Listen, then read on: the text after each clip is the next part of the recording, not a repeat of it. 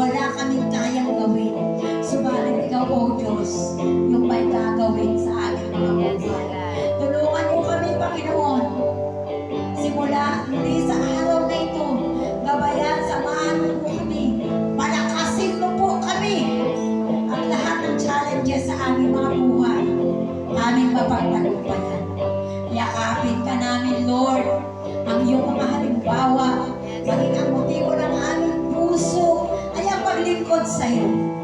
At nawa, O Diyos, tulungan mo po kami mawala mga hindrances, ang mga burden, ang mga pasanin sa aming mga buhay na hindi kami makausad, hindi kami makaakbang, hindi kami makalakad sa paglilingkod sa iyo. Dahil nakatingin kami lagi sa ibaba, Lord, sa iyo kami tumingin kami ng Diyos. Sabi po po sa Colossians 3:2, ang lahat ng mabuting kaloob ay sa iyo, kaya dapat ikaw yung aming tingnan, Lord God. Hallelujah, Jesus. Hallelujah.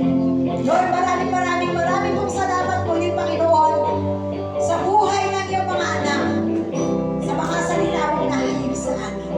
Lord, ibinabalik po namin sa iyo ang pinakamataas na papuri, pinakamataas na parangal, pinakamataas na pasasalamat sa pangalan po ng anak na si Jesus.